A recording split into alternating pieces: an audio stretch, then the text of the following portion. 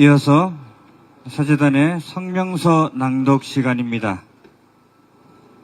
오늘 성명서 낭독은 광주교구 사제단 대표이신 김선웅 시무님께서 해주시겠습니다. 성명서 십자가의 사람. 금년에도 우리는 망월동 묘역을 찾아와 어제와 오늘 그리고 내일의 사제직에 대하여 생각하고 있다. 부르심에 응답하려 집 떠나던 날의 초심, 사제품을 받고 세상으로 돌아오던 날의 다짐을 떠올리면서 지금의 나를 돌아본다. 1980년 5월 17일 전두환 신군부가 비상계엄령 아래 한반도 전역을 얼어붙게 만들었을 때 유일하게 침묵을 깨고 피 흘려 저항하였던 도시 광주. 우리나라의 민주주의는 빗고울의 옆구리에서 흘러나온 피와 물을 마시며 자라났거니와 사제들에게도 5월 광주는 타성에 젖은 자아를 채찍질하고 다시금 세상을 위한 헌신을 맹세하게 해주는 일종의 성사이다.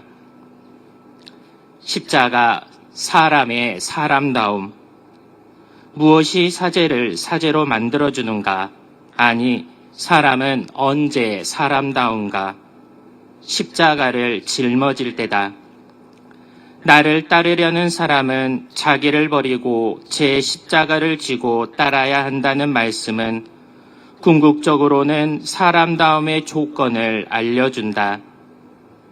인간은 자주 목마르고 배고프지만 바위 같은 자기 몸을 깨트려 물을 쏟아주고 제 허벅지에 살을 베어서라도 누군가의 허기를 채워줄 수 있는 존재다. 그리하여 사람은 서로를 필요로 하고 서로에게 빚지고 있다. 사제는 남을 위해 사는 것이 자연의 법칙이며 우리 모두는 서로를 돕기 위해 태어났다는 사실과 그리고 자신이 행복할 때도 좋지만 자기 때문에 다른 사람이 행복할 때 더 좋아지는 인생의 신비를 말없이 삶으로 보여주는 교사다. 동시에 자신의 물을 마시지 않는 강으로부터 자신의 열매를 먹지 않는 나무로부터 스스로를 비추지 않는 태양으로부터 참 삶의 비결을 배우고 또 배우는 학생이다. 그리하여 사제는 자기를 비우고 버리는 사람, 마침내 십자가의 사람이고자 한다. 현실의 십자가는 감당하기 두렵고 꺼려지는 그 무엇이다. 훗날 스승과 똑같은 최후를 자원했던 용맹의 제자조차 주님 결코 그런 일이 있어서는 안 됩니다 하고 반발했고 사실은 예수님부터 피할 수 있기를 기도하셨으니 못나고 겁 많은 우리로선 엄두가 나지 않는다. 지난 날을 돌이켜보건대 너무나 자주 나는 그를 알지 못하오 하고 잡아떼면서 달아났으며 그때마다 몸을 돌려 제자를 똑바로 바라보셨던 스승의 시선을 느꼈다. 하지만 그분은 아침 이슬 같은 보잘것없음이 사람의 전부가 아니라면서 내 몸이다 먹어라, 내 피다 마셔라 할 수 있는 사람의 진면목을 깨우쳐 주셨다. 그리고 나날이 그렇게 살아가라며 우리에게 자신의 살과 피를 제물로 삼는 사제의 직분을 맡겨주셨다. 부당한 죄인인 줄 알면서 오늘 우리가 십자가를 마주하는 것은 오직 주님의 사랑에 붙들렸기 때문이다. 십자가, 하늘의 뜻을 실어 나르는 멍에. 순환의 십자가는 누구라도 기피할 불상사지만 아버지의 뜻이 땅에서도 이루어지소서 하고 기도하는 사람에게는 피할 수 없는 잔이다. 하늘의 뜻은 하늘에, 땅에서는 그저 땅의 뜻을 펼치고 이루련다 하는 사람은 십자가를 만날 일이 없다. 사실 세상은 그와 같은 이분법을 주장한다. 악령 들린 사람이 예수님 어찌하여 우리를 간섭하시려는 것입니까? 나는 당신이 누구신지 압니다 하고 대들었던 것도 그런 이유 때문이었다. 그의 반항은 하늘과 땅의 경계를 허문 하느님을 겨냥한 것이었다.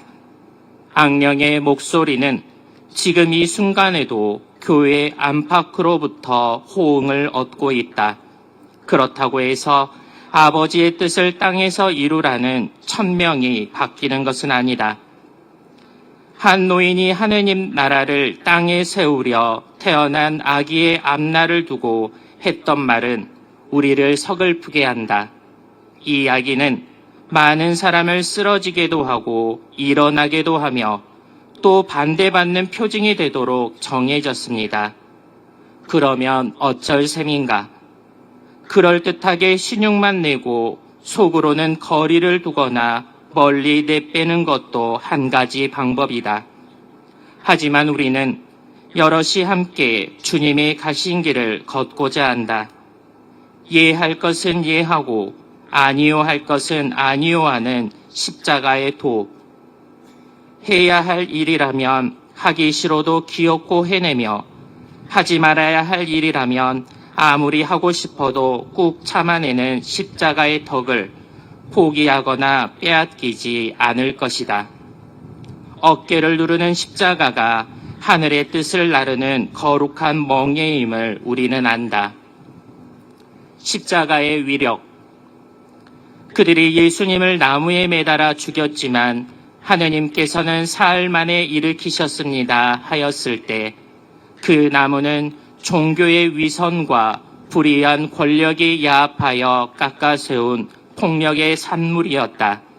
그래서 부활은 종교 권력과 국가 권력이 저지른 폭력에 대한 하느님의 심판일 수밖에 없었다.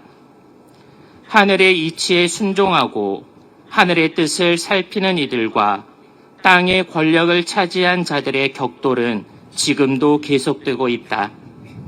한편 십자가를 개인의 희생으로 축소하거나 현재와 무관한 과거의 기념비 정도로 여기는 도도한 흐름은 어찌된 일일까? 대놓고 십자가를 비위에 거슬리거나 어리석은 일이라고 불평하지는 않지만 예수를 따라가다가 붙들리게 되자 삼배를 버리고 알몸으로 달아났다던 그날 밤의 도주를 변명하려다 보니 그런 변형이 벌어진 것은 아닐까. 그래서는 안 된다. 땅의 아들이 하늘의 아들로 거듭나는 수는 오직 십자가의 길에 있다. 십자가 없는 사제의 삶은 허영이거나 허세이기 쉬우니 거기서 무슨 보람이나 기쁨을 찾으랴. 저항과 대동 두 정신으로 악마의 군대를 물리친 광주는 십자가와 부활의 표상이다. 항쟁 직후 김준태 시인이 백후행의 장시를 지었으나 신문에는 고작 33행밖에 실리지 않았다. 사전 검열을 자행하던 계엄군은 아 광주여 우리나라의 십자가여 라는 제목에서 우리나라의 십자가여를 잘라버렸다. 본문 세 곳에 나오는 십자가라는 시어를 모조리 드러냈다.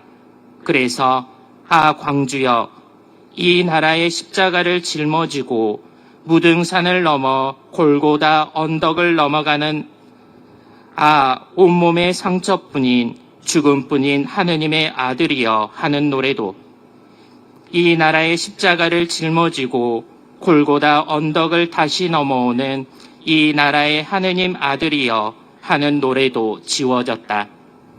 마지막 연에서 광주와 무등산을 우리들의 영원한 깃발이여 꿈이여 라고 부르는 것은 허락했지만 십자가여 하고 호명하는 것을 용납하지 않았다. 왜 그랬을까?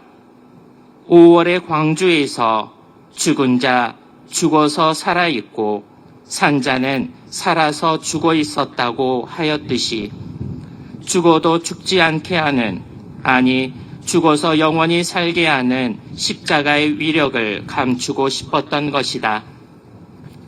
일찍이 진세를 버렸어라, 깨끗이 한 청춘을 부르심에 바쳤어라 하였으니 몸 마음 갈고 닦아 착한 목자 되리라 하였으니 주님 먼저 가신 길, 그 길을 나도 가네 하였으니 그리하여 결례를 섬겨나갈 자랑도 크다 하였으니 우리 다시 십자가의 분투를 다짐하자. 신음하는 피조물들의 호소에 공명하는 참여로서 병든 세상을 책임지려는 적극적인 행동으로서 하느님의 뜻에 운명을 맡기는 투철한 복종으로서 십자가를 부둥켜 안기로 굳게 다짐하자. 2023년 5월 15일 광주 민중항쟁 43도를 맞이하여 망월동 묘역에서 천주교 정의구현 전국사재단